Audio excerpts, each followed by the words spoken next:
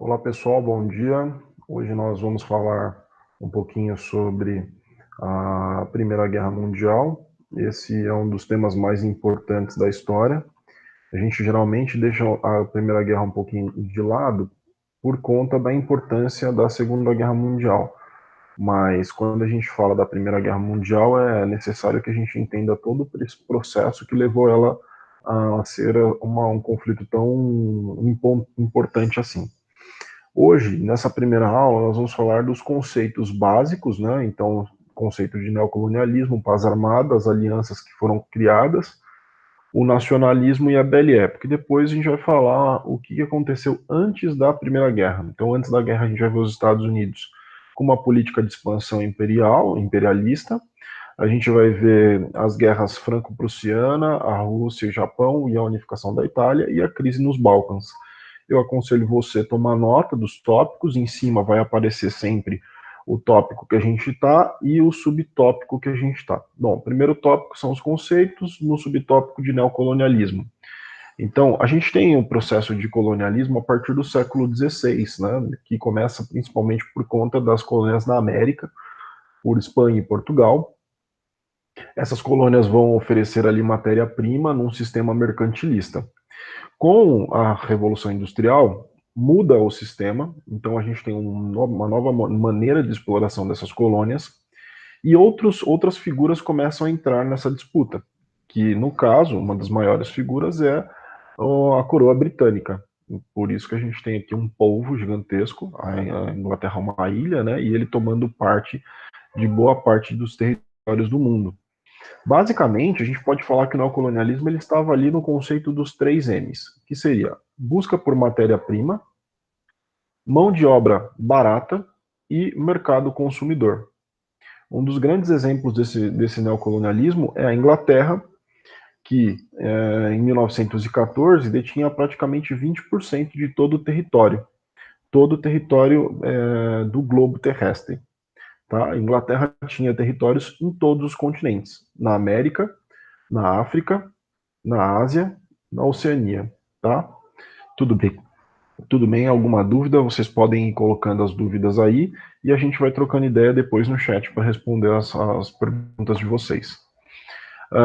No neocolonialismo houve um evento em 1885 chamado de a gente chama esse evento do Congresso de Berlim. Esse congresso ele foi organizado principalmente pela Alemanha e por Portugal. Portugal tinha o interesse de conseguir unificar suas duas colônias de Angola e Moçambique. Esse aqui é o mapa da África, como ele era. Então você tem as possessões inglesas em vermelho, em azul você tem as posições francesas, as posições portuguesas, italianas, a Alemanha, que vai conseguir conquistar alguns territórios na África, depois dessa conferência, a Espanha e a Bélgica. Então, de alguma maneira, eles vão conseguir dividir, eles vão se organizar para dividir todos os territórios do continente africano.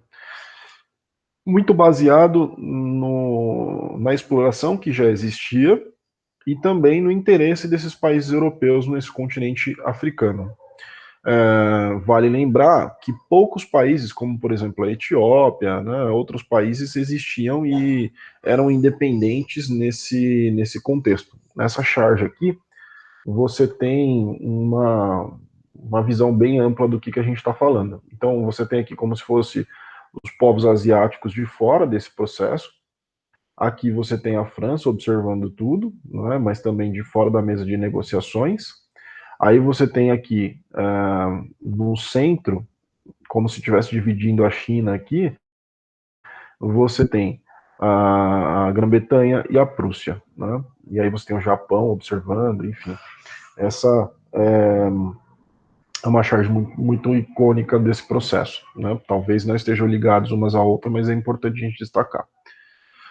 Outro conceito importante é o conceito de paz armada. Então, a paz armada é um período que vai durar de 1871 até 1914, lembrando 1914 é o ano de início da Primeira Guerra Mundial. Nesse conceito de paz armada, a gente vai ter investimentos em novas tecnologias bélicas. Eu vou falar daqui a pouco para vocês quais são essas tecnologias bélicas.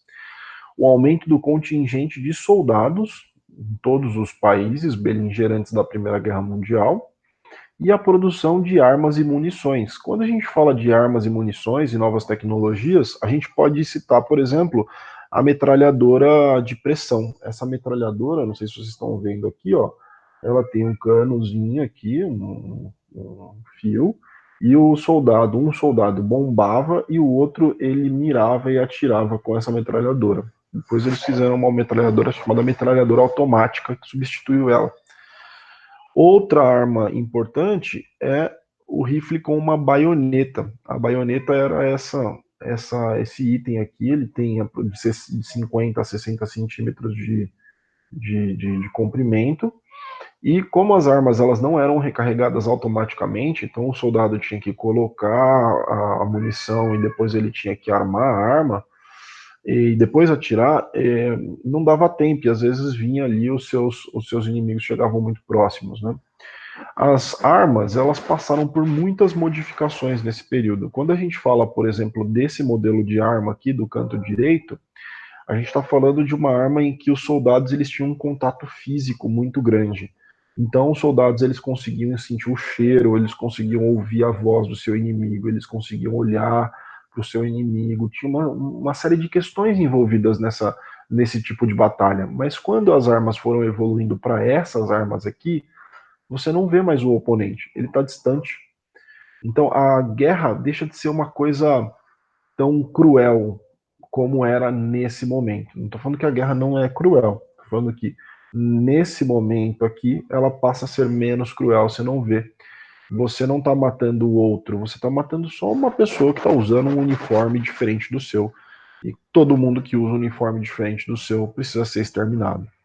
Outras invenções que são importantes, que acontecem no contexto, e aqui eu estou falando do contexto da Primeira Guerra Mundial, é o próprio avião e o tanque de guerra. Essas duas armas elas já foram usadas já no final da Primeira Guerra Mundial, elas vão ser massivas na Segunda Guerra Mundial, mas as suas invenções elas datam da Primeira Guerra Mundial. O avião é interessante destacar porque quando você olha o mundo do ponto de vista do avião, você não está vendo um mundo dividido por fronteiras riscadas no mapa. Você, na realidade, está vendo um mundo só, unificado. O avião dá a vantagem de você passar das linhas estrangeiras, das linhas inimigas, você ultrapassar pelo ar, pelo céu, e corre um risco menor de ser atacado do que se você estivesse numa batalha terrestre. Outra arma importantíssima vai ser os tanques de guerra. A ideia de criar um tanque de guerra não é uma coisa nova, mas a Inglaterra, principalmente por causa de um cara chamado Churchill, que é um cara que vocês vão estudar mais para frente, com mais detalhes, vai investir nessa tecnologia. O engraçado é que os tanques de guerra no início da Primeira Guerra Mundial, eles eram puxados por cavalos, olhem só.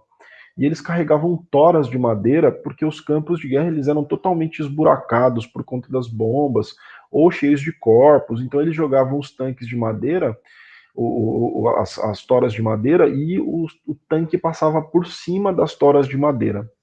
Ele era blindado e é interessante destacar que os primeiros tanques eles não tiveram muito sucesso por conta da mobilidade que eles tinham no campo de batalha. Então eles serviam mais como uma defesa dos soldados que iam atrás dele para poder chegar até as trincheiras e invadir as trincheiras. Muitos acidentes aconteciam, né, por conta de balas que entravam no casco do tanque e ricocheteavam, matando as pessoas que estavam dentro. Aconteceu uma série de problemas por conta do próprio motor do tanque, que às vezes, depois, posteriormente, quando foram substituídos os cavalos, eles não aguentavam, né? E o tanque, de fato, só vai ser um equipamento muito válido na guerra, na Segunda Guerra Mundial, mas na Primeira Guerra Mundial ele vai ser importantíssimo também. Só para finalizar a questão da paz armada, outros armamentos vão ser criados. Por exemplo, as primeiras armas químicas e biológicas surgem na Primeira Guerra Mundial. Né?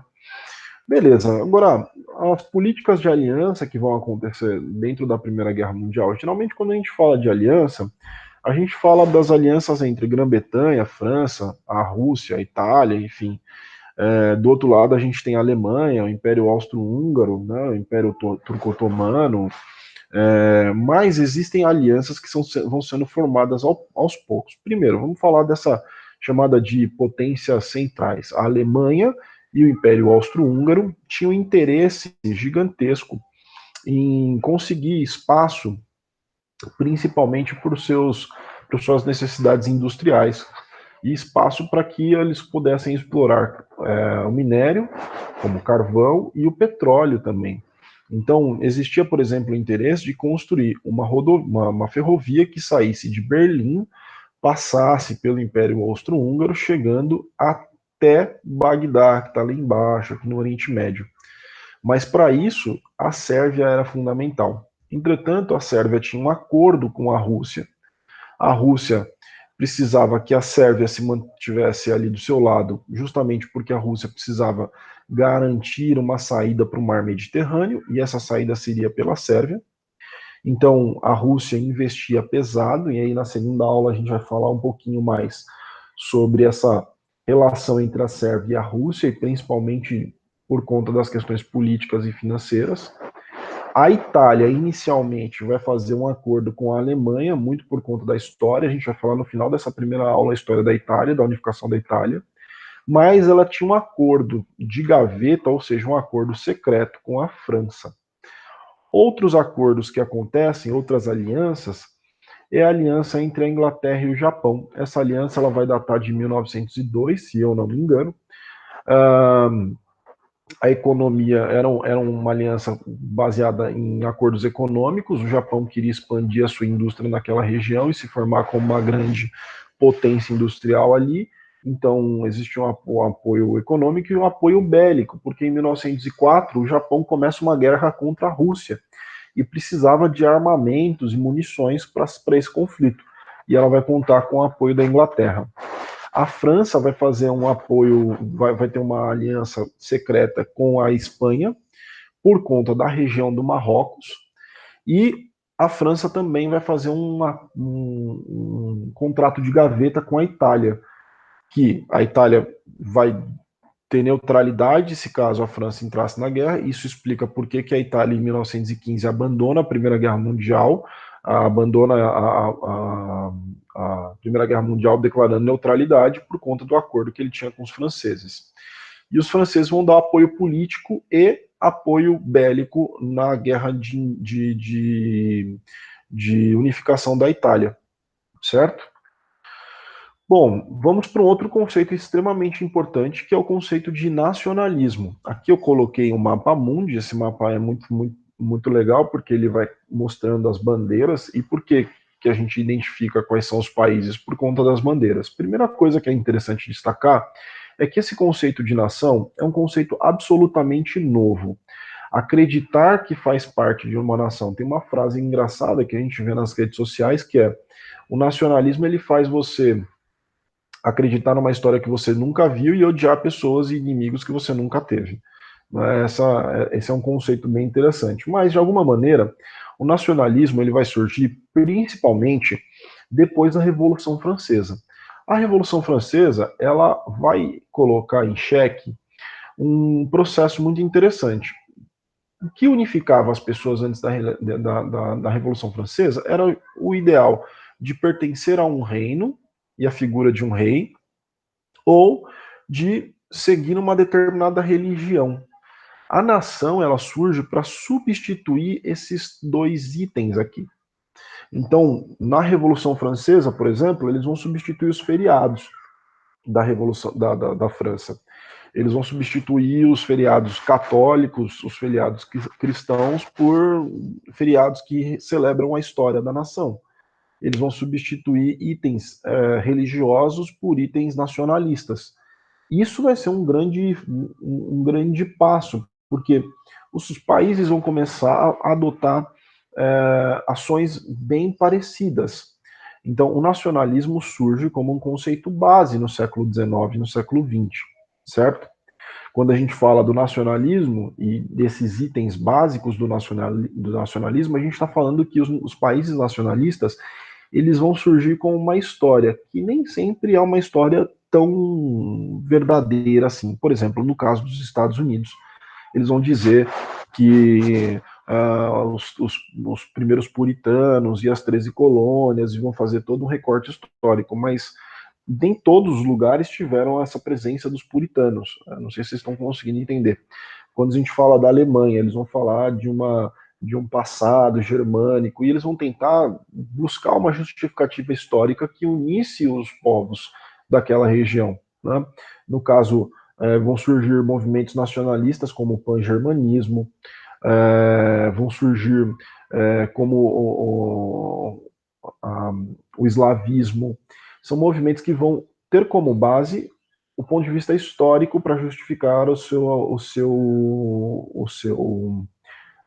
sua unificação. Outro item importante é a língua. Então, no caso da Alemanha, eles vão utilizar a língua germânica como base. No caso da Itália, vão utilizar o italiano como base. O italiano vai ser uma língua que vai mesclar os vários dialetos que são falados naquela região. A cultura, é por isso que nesses estados nacionalistas você vai ter um investimento pesado na produção cultural, seja em obras, seja em obras artísticas de quadros ou que remontam períodos históricos e assim vai. E uma idealização de um mundo perfeito a partir desses três itens. Aqui no Brasil, a gente tem uma proliferação dessa ideia de nacionalismo depois do governo do Vargas, ou seja, depois da Primeira Guerra Mundial. É interessante que o Vargas vai buscar, num passado histórico, a junção de três grupos, que são os indígenas, os africanos e os europeus. Aí ele vai dar uma ideia, até erradamente, harmônica, de um passado harmônico desses três grupos, quando a gente sabe que haviam conflitos gigantescos nesses três grupos. Qual é a língua que a gente utiliza no Brasil inteiro, a língua majoritária? Nada mais, nada menos do que o português. A gente fala a língua portuguesa majoritariamente. Culturalmente falando, a gente vai estabelecer a ideia do Brasil enquanto um país de uma cultura plural e etc. Quando na verdade não é bem assim. A cultura do Brasil é muito mais plural do que se prega esses nacionalismos baratos, né? E a idealização de um povo ideal, de um povo perfeito, né? O hino nacional brasileiro, ele tem muita coisa do nacionalismo, né? A gente pega e fala assim, no teu passado, vai falar das glórias do passado, no futuro a grandeza. Essa é a idealização de um mundo perfeito, através da história, da língua e da cultura, certo? Bom, e o último conceito, se eu não me engano, é o conceito de Belle Époque, ou Époque, como vocês preferirem. Esse conceito ele vai surgir na França, principalmente depois da Guerra Franco-Prussiana. A gente vai falar ainda hoje sobre essa Guerra Franco-Prussiana. Então ele surge na França, é um conceito extremamente importante. Ele é baseado em alguns itens, como o cientificismo. As pessoas acreditavam que a ciência, em determinado ponto, acabaria com os problemas da humanidade, resolveria todos os problemas da humanidade, e que a ciência tomaria o lugar, provavelmente, de itens como a religião e outros itens importantes para a sociedade. A Belle Époque tem expressões de moda, né? A gente vê as mulheres usando vestidos mais leves, mais finos, os homens utilizando ternos, cartolas, e a gente vê isso muito nesses quadros. A gente tem também a criação de novas tecnologias, o cinema surge com a Belle Époque, os irmãos Lumière inventam uma máquina que faz uma sequência de imagens, de fotografias, e aí eles dão o nome disso de cinema. A comunicação, como telégrafo e depois, posteriormente, o telefone, e principalmente os transportes que vão dar à Revolução Industrial um processo acelerado, né? Como, por exemplo, os trens. A gente está falando de um conceito que é um conceito da elite, então boa parte da população fica de fora desses conceitos da Belle Époque, boa parte da população observa isso tudo. Interessante a gente assistir aquelas novelas de época, porque você sempre vê ali um grupo de uma elite exercendo um poder sobre os demais e os demais tentando de alguma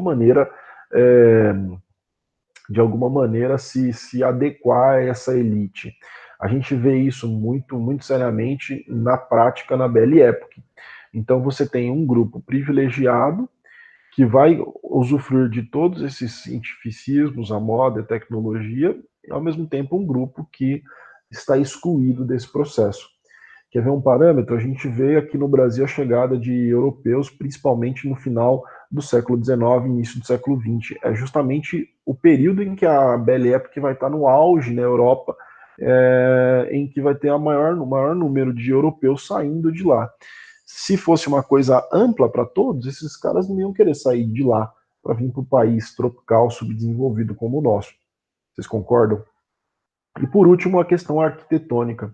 A arquitetura da Belle Époque vai ser mais uma necessidade do que uma criação, porque a França ela foi destruída com a Guerra Franco-Prussiana em 1870 e precisava de fazer um processo de reconstrução.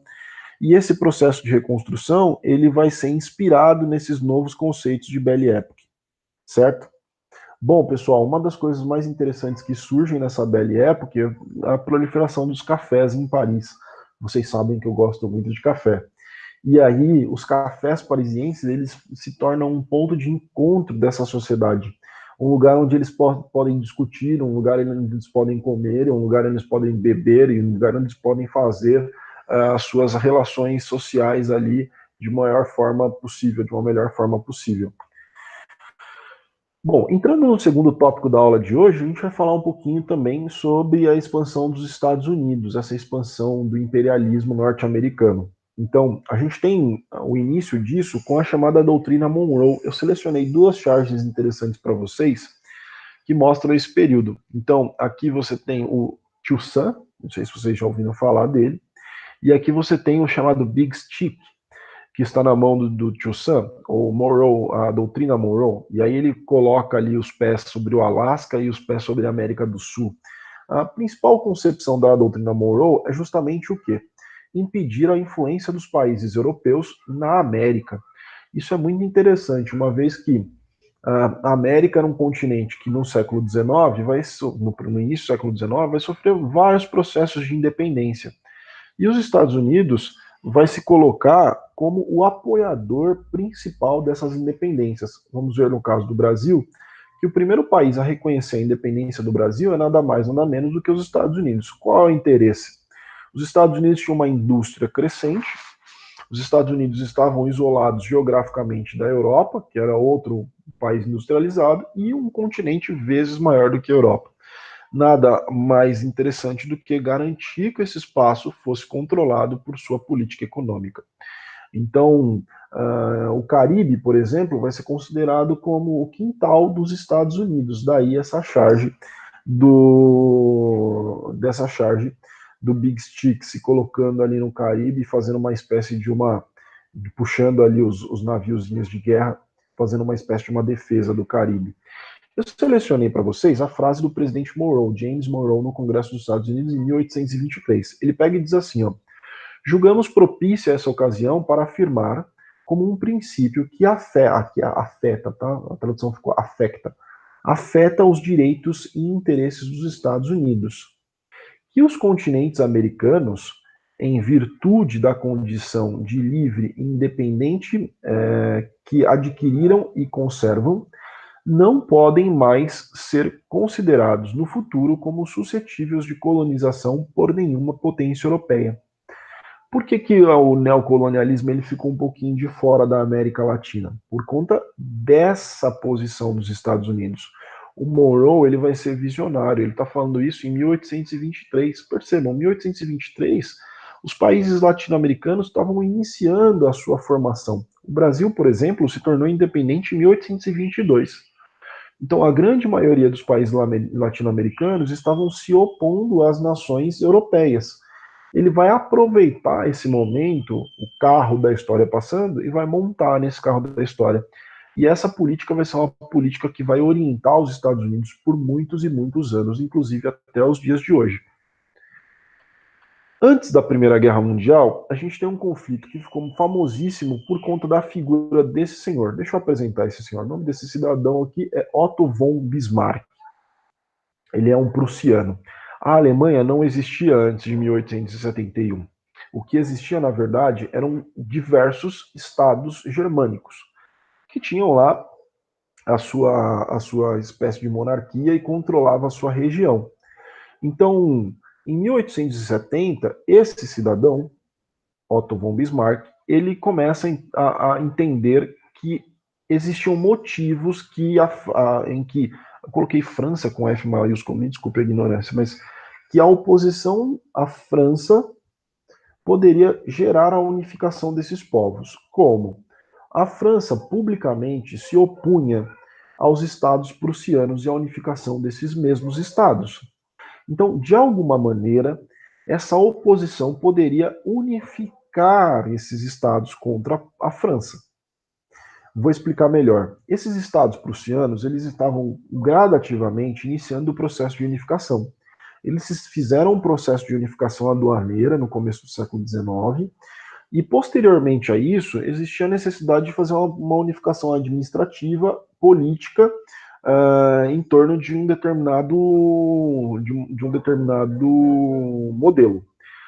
O Estado prussiano mais forte politicamente falando, economicamente falando e militarmente falando era a Prússia. E havia um outro Estado chamado Império Austro-Húngaro que via isso como maus olhos. Por quê? Os austríacos eles influenciavam na economia dos outros estados germânicos. E uma unificação faria um Estado muito forte, muito maior do que a Áustria, trazendo problemas na relação entre eles. Então é muito mais fácil você negociar com vários pequenos estados do que você negociar com um grande estado. E a França era aliada desse processo dos austríacos. Então, o Otto von Bismarck vai se utilizar de uma série de notícias da imprensa, inclusive a produções de notícias falsas, para iniciar um conflito com a França. O Napoleão III, que era o presidente da República lá, vamos dizer assim, da França, o Napoleão III, tinha esse nome, obviamente, porque fazia parte da família do Napoleão e tal, ele vai ter uma fragilidade no seu governo e talvez um conflito com a Prússia traria para ele um status de um grande líder, um grande estadista. E ele vai se informar e as informações que os seus soldados, que os seus generais dão é que os soldados prussianos seriam facilmente vencidos, né, facilmente vencidos pela França. O que a gente vai ver que não é uma verdade. Bom, então, para melhorar sua popularidade, ele entra em conflito com a Prússia. A Prússia vai pedir ajuda dos seus outros estados e começa um conflito em 1870. Bom, esse conflito ele vai ser responsável pela unificação da Alemanha, porque a partir daí a gente vai falar disso daqui a pouco. Ele vai ter como resultado uma humilhação pública da França. A França vai se demonstrar incapaz de vencer as tropas da Prússia. A Prússia chega com tropas tecnologicamente mais avançadas e muito mais treinadas, militarmente falando, do que as tropas francesas. E para finalizar a humilhação da França, o Guilherme I, que era o imperador prussiano, ele é proclamado imperador da Alemanha, da Germânia, dos estados germânicos. Mas ele não faz essa proclamação em Berlim ou qualquer outra cidade da Prússia. Ele faz essa proclamação em Versalhes, que era nada mais, nada menos do que o lugar onde ficavam os antigos reis franceses. Versalhes é um lugar afastado de Paris, aproximadamente 19 quilômetros, e Versalhes vai ser um ponto da vergonha. Por quê? Porque é em Versalhes que esse cara vai ser proclamado como imperador da Alemanha e em Versalhes que os franceses vão assumir a sua derrota. Então os estados germânicos, eles impõem uma vergonhosa derrota à França. Para a gente finalizar, existe um episódio à parte, a Guerra Franco-Prussiana, que é a chamada Comuna de Paris. Os parisienses resolvem não entrar na guerra. E aí os parisienses, eles expulsam as lideranças do estado principal e fundam o primeiro Estado do proletariado na história mundial. Esse Estado vai ser chamado de Comuna de Paris. Para vocês entenderem como isso é tão importante e tão novo, o próprio Marx, que vai ser um dos defensores de um Estado do proletariado, não reconhece a Comuna de Paris, porque isso vai ser, na realidade, um governo de proletários. Eles vão se organizar em pequenos grupos e eles vão trazer pautas, fazer isso durante 90 dias. Depois de 90 dias, a cidade é tomada novamente, muito por conta da insistência da burguesia, que não fica satisfeita com esse modelo comunitário de se viver numa cidade. Obviamente, as mulheres têm que ir para a rua, existem muitas mortes, existe um problema de abastecimento da cidade, eles vão se aproveitar da estrutura que a cidade tinha geográfica para poder fazer as barricadas e impedir. Tanto é que quando você olha hoje o mapa da França e o mapa de Paris, você olha por cima, você vê eles fazendo uma espécie de anéis, né? São os distritos que eles vão fazendo. Então, distrito 1, distrito 2, vão crescendo os distritos até chegar aos distritos mais periféricos. Por que eles fazem isso? E por que a gente vai falar da Belle Époque? Porque quando acaba a Guerra Franco-Prussiana, inicia a Belle Époque e um dos objetivos da arquitetura da Belle Époque era impedir que houvessem barricadas. Depois, se vocês tiverem curiosidade, vai lá no Google, olha o mapa de Paris, vocês vão perceber do que eu estou falando. E aí a gente chega num outro conflito, que é a guerra entre a Rússia, aqui o ursinho, e o Japão. Essa referência vai ser difícil vocês pegarem, viu, mano? Mas tudo bem, eu explico para vocês. Esse aqui é o Jaspion, velho. O Jaspion é um herói japonês. Eu coloquei aqui um urso, que é o significado da Rússia, e o Jaspion. Espero que vocês entendam. Mas tudo bem, vamos lá. Esse conflito ele começa justamente por conta da região da Manchúria. A Rússia é um país gigantesco, a Rússia. A Rússia faz divisa com o Japão, é mais ou menos isso.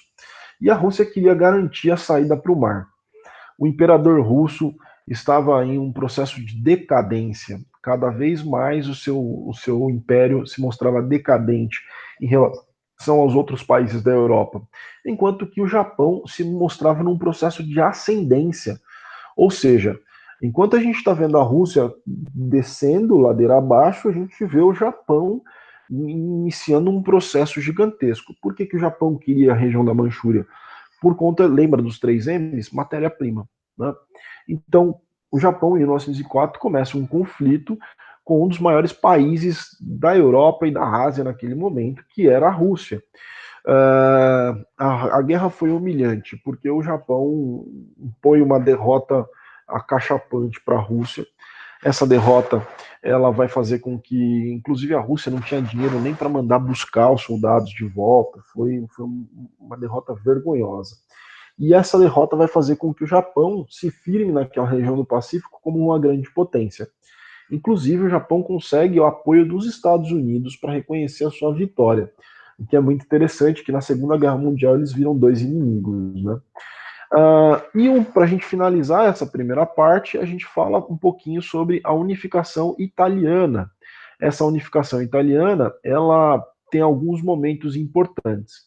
Bom, lembra que eu falei lá da Revolução Francesa? A Revolução Francesa, a gente viu isso no 8º ano, ela tem algumas partes, né? Então a primeira parte vai ser o governo dos jacobinos, depois você vai ter o governo dos girondinos, aí depois você vai ter o Império Napoleônico, e o Império Napoleônico rui, e vem o Congresso de Viena, que acontece entre 1814 e 1815. O que foi o Congresso de Viena? O Napoleão Bonaparte, para se sustentar dentro do poder na França, ele começa a invadir vários e vários territórios dos países inimigos. Ele vai invadir, por exemplo, Portugal, forçando com que o rei português fugisse para o Brasil, né, o Dom João VI. E aí, ele tinha mexido em quase todo o tabuleiro da Europa. Quando eles fazem o Congresso de Viena, a ideia era recolocar novamente nos seus lugares as estruturas que existiam antes do Napoleão. O que era muito difícil, porque o Napoleão tinha feito isso a partir de 1806, já tinham se passado muitos anos. Era um trabalho muito grande. Então surge ali na região da Itália alguns reinos. Eu não vou falar aqui sobre os reinos, porque são reinos que são distintos entre si e com ideias diferentes entre si. Bom, e aí o que vai acontecer dentro desses reinos, dentro desses contextos? Vai surgir em 1848, o mesmo ano que surge, por exemplo, o Manifesto do Partido Comunista, surge a figura do Giuseppe Manzini. Ele vai ser um republicano e a ideia era promover uma unificação da Itália e de todos os seus reinos. Uh, isso começa um conflito, eles vão ser chamados da Jovem Itália. Não tem muito resultado, esse conflito vai ser abafado, principalmente pelas forças monarquistas, mas logo depois surge a figura de Vítor Emanuel II, esse cara que tem o nome de ator de novela mexicana, mas era, na verdade, o rei, né, podemos dizer assim, de Piemonte e Sardenha. Quando esse cara surge, ele vem com um ideal de unificação da Itália. E ele tinha ao seu lado um primeiro-ministro chamado Conde Cavour, né? E essas duas figuras vão começar um processo de guerra em toda a Europa.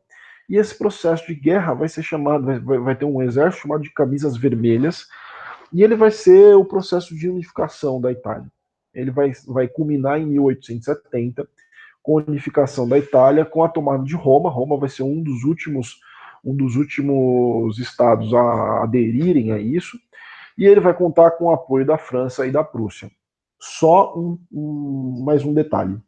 Apesar dessa unificação, existe um problema ainda para ser resolvido, que só vai ser resolvido lá na frente com a figura do fascismo, que é o problema dos estados católicos. Então o Papa, por exemplo, vai ficar no Vaticano, não vai se opor a essa unificação da Itália, e lá na frente eles vão conseguir resolver essa situação.